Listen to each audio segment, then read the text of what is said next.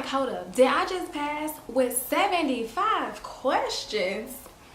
75? Hey guys, welcome back. So today's video is all about the Nclex. I know it's something that a lot of you may be dreading or maybe have heard like horror stories about, but I'm here to share some great news with you. So we all know the Nclex is anywhere between 75 and 265 questions.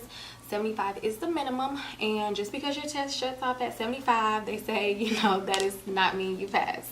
But I passed with 75 questions. A good indicator of passing is that your test is gradually getting harder and harder. Not to scare anybody, but I probably walked out of there like feeling like I answered 5 questions like right for sure. The other ones I was like, you know what, whatever, I tried my best. So I'm just gonna give some helpful tidbits and things that really helped me for taking the test.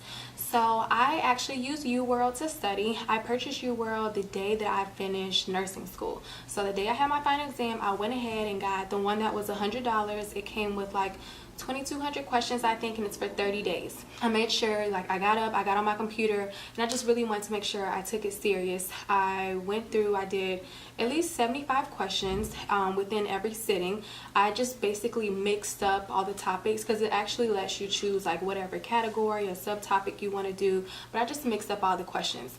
Do not Google the answers or try and figure out what it is or have a book with you looking. No, I say really like go through and really see what you know, because if you're Googling or anything like that, you're not going to really know why you missed the question. You're kind of cheating yourself, and I really don't suggest that at all. I say, really sit there, see what you know, because even though I was still getting a good bit wrong at first, I was realizing, okay, either I wasn't reading the question, or maybe there were some topics that I needed to go back and refresh myself on, or just sometimes you make like just dumb errors. I really like YouWorld. I would definitely suggest it just because it gives really good rationales. Also, it lets you highlight when you're reading the question. It lets you make flashcards. It comes with some really good pictures. It even has like videos of some things. It has like tables and different charts and stuff. So I definitely would suggest YouWorld for studying purposes. With that being said, YouWorld is just questions. It's literally questions. If you need more of a content review for content, I use the Saunders book. I actually purchased this at the beginning of nursing school, and I used it all the way throughout like my studying time. When I used it through school, whenever we were talking about something, whether it was, mother, baby, mental health, whatever, I could go in here and look at the content, I could do some practice questions. That was really helpful for that specific thing. Also, a lot of my friends, they did a HERS review. So they did a HERS 3-day live review. I think it was about $400. They also said they would suggest it as well. And with the HERS, that's just content. So if you feel like you needed a refresher on content, I would suggest that.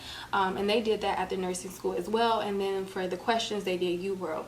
The only reason I decided not to do HERS, I felt like I was decent on content. Like I said, I was using this book for any content I feel like I wasn't good on.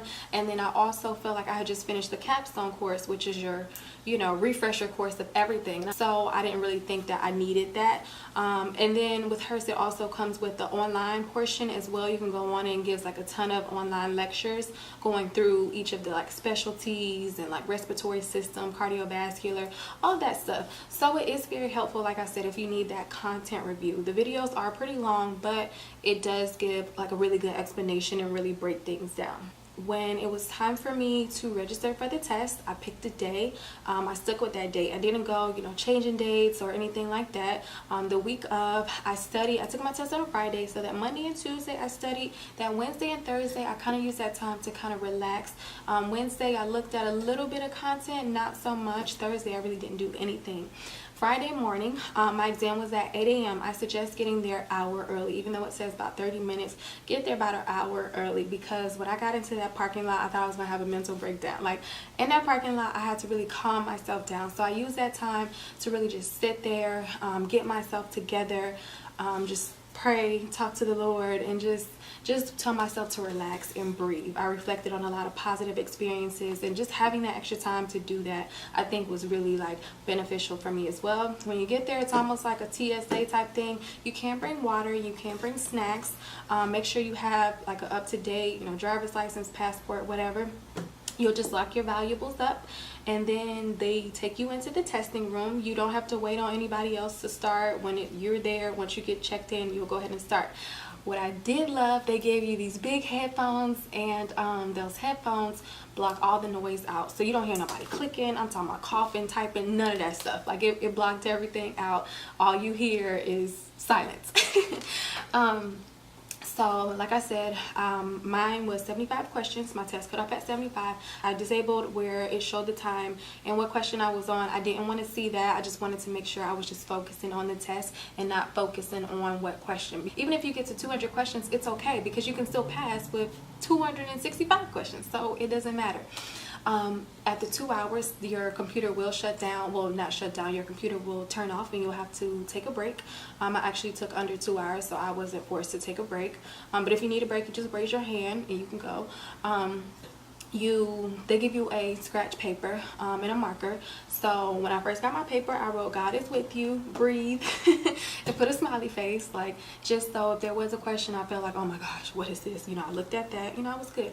I don't suggest like brain dumping. I don't suggest writing a whole bunch of stuff down unless it's just maybe like 1 or 2 things, maybe lab values, but I don't suggest sitting there and writing a whole bunch of stuff out, because you might not even see those things. When you're going through the test, just really reading the question is important. Half of getting the question right is just reading it. I had a lot of priority questions, so I definitely suggest, looking at how you prioritize care. A lot of questions with like, what is expected after surgery? So maybe you have some post-op people, and knowing, okay, this is expected after surgery, this is not expected. One helpful tidbit that I can give is, if you see a question and the answer choice has anything with change of level of consciousness, that is your answer choice. Just knowing, pain is not always a priority. Don't always go for pain. Don't always go for that lab value that's like a 1/10 off. So for example, say if they give you a list of labs and they say, which is the most concerning. Just because you see a potassium of 3.4, because potassium is going to range 3.5 to 5, that doesn't mean that that's going to be your answer choice. You want to really look through them all, reading each choice. Now, if you have a potassium of 7, then that's your choice. But 3.4, anything like that, make sure you're just looking through. I will say the test was hard, but it was all things that I had seen before. I felt like I had a lot of select all apply questions. When you get a select all that apply question, don't look at all the choices and overwhelm yourself. It's okay. Look at each answer choice one by one, and then you also know with select all apply, it can be 1 or it can be like all 6. So I did have one where I selected all 6. It was only one of them though. I didn't have anywhere I just had like just one as a choice. I did the trick.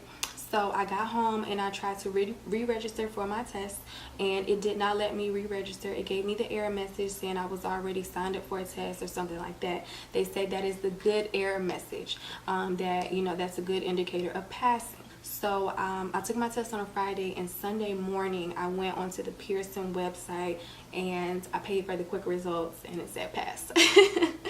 So you got it. Take your time. It's okay. You have to know you are smarter than the test. You cannot psych yourself out. You've been taking tests all your life. Don't let this make or break you. At the end of the day, well, it will make you into an RN. But you just have to know, like, it's going to be okay.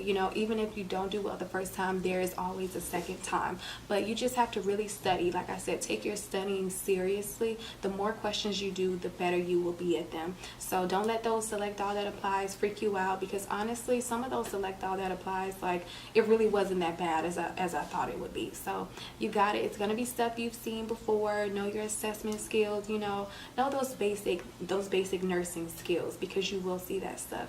Happy studying, good luck, and if you have any questions, feel free to let me know.